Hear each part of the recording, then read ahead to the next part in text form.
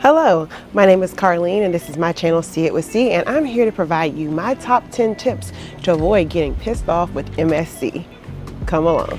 So yes, this is my channel. I'm Carlene. I am a solo cruiser, solo traveler with over 30 countries, 32 cruises and counting, and I've sailed MSC 3 times, and I'm sharing with you the tips that help me get through an MSC cruise relatively frustration free. I feel like this is the perfect time to share these tips with you, as MSC is launching heavily into the US market and with their MSC World America, which will mean a lot of people will be trying MSC for the first time. I believe MSC has a great value point, some nice ships. However, there are some quirks with MSC that need ironing out, and I feel like I should share these with you to prepare you for your sailing with MSC. So here are my top 10 tips, no particular order, but wanted to share them with you. Tip number 1, only use a credit card. Hey, I get it. We are all trying to be financially sound, avoid any extra charges and those type of things. However, I have seen a number of people get very upset when they use their debit card on MSC or they try to use their cash account.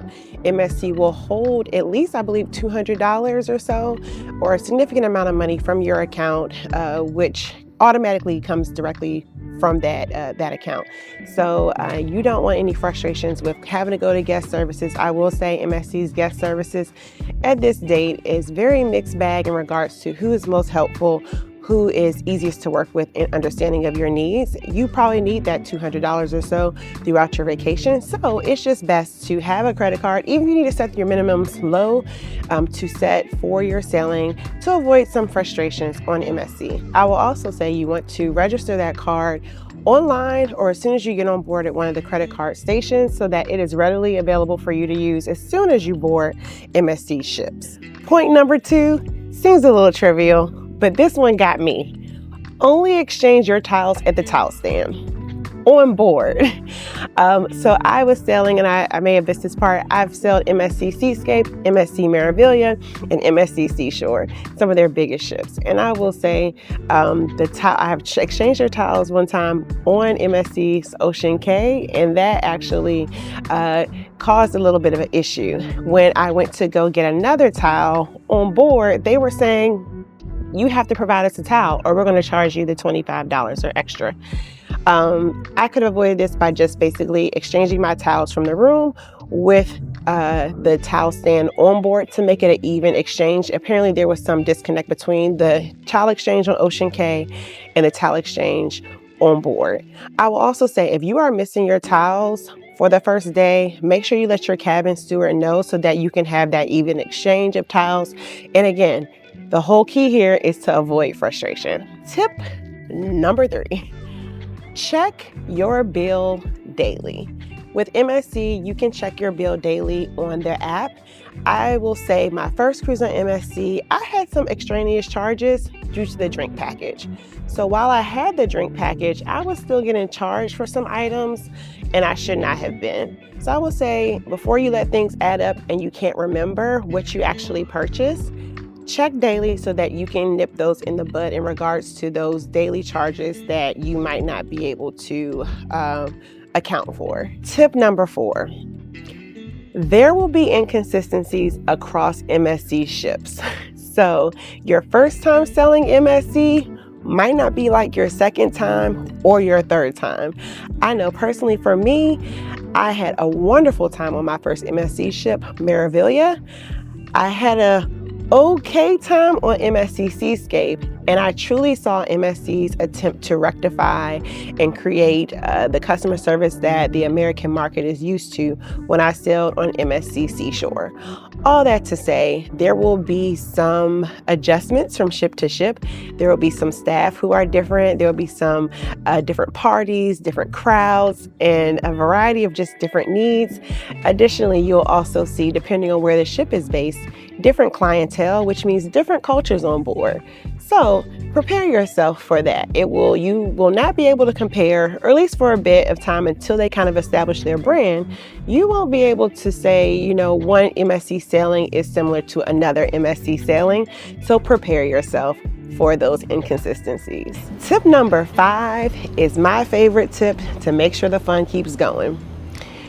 make sure instead of you going to the bar, grab a drink from the people, the waitresses with iPads who stand on the side of the bar. What you'll discover on MSC are there are a variety of people behind the bar, and not all those people are the people who are taking your drink orders and can make those drinks. Some people are able to take your orders and make drinks. Some people behind the bar are just bar staff who are in charge of getting ice, glasses, and keeping the space clean. And then you have the people who you really want. The people who have the iPads, who are usually standing to the right or left of the bar off to the sides, who can take your drink orders. You can get out of the way.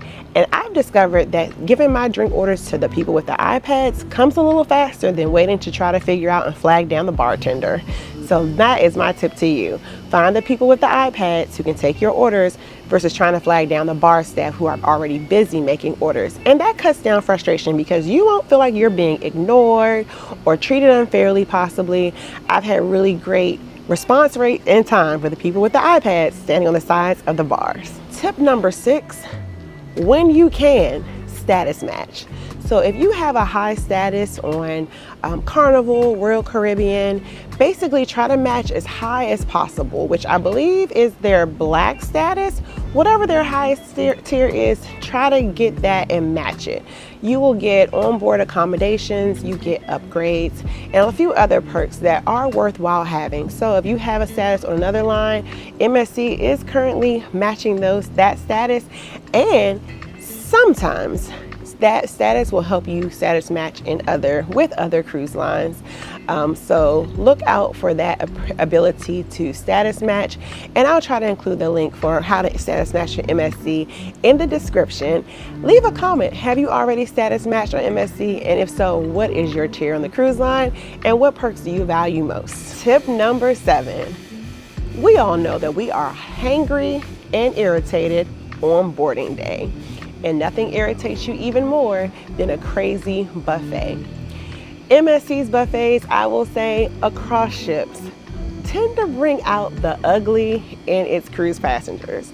So I highly recommend, if you can, avoid the buffet on the first day.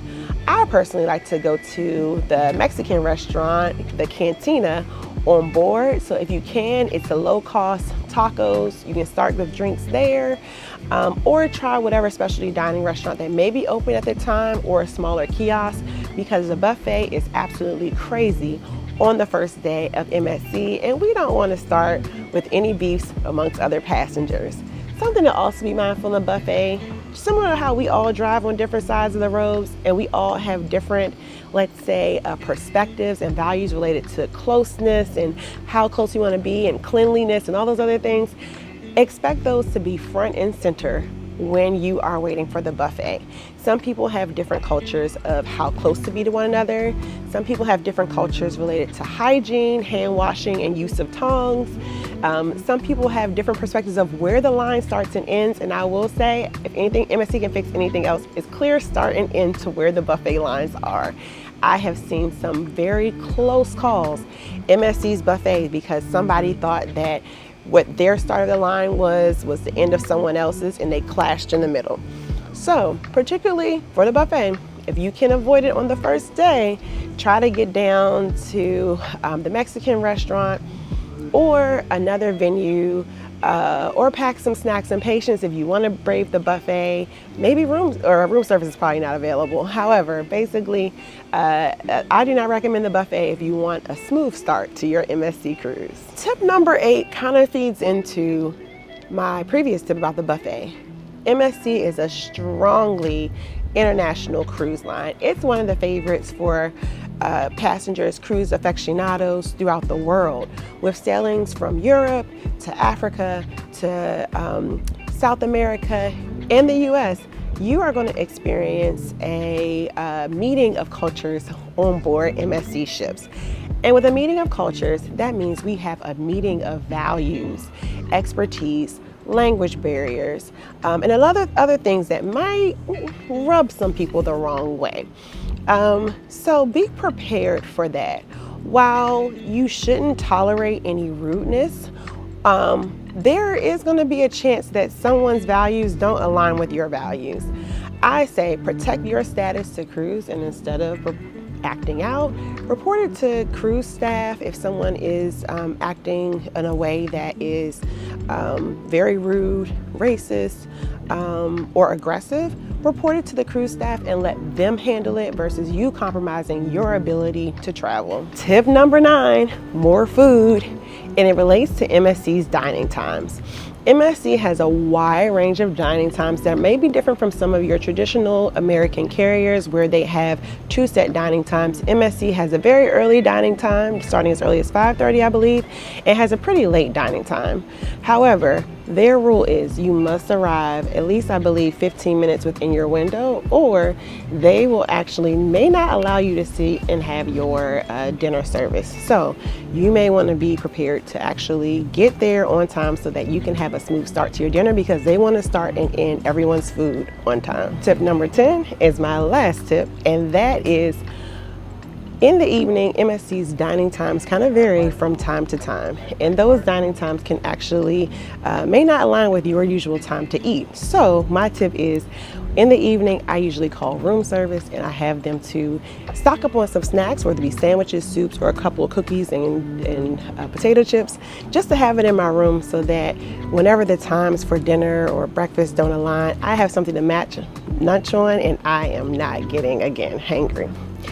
All right, so this is Carlene, this is my channel See It With C, and I gave you my top 10 tips for not getting pissed off with MSC. If you have other comments, leave them in the chat and let me know what are your top ways of surviving that cruise line. This is See It With C, thanks for traveling with me. Like, comment, subscribe, and I will see you in the next video.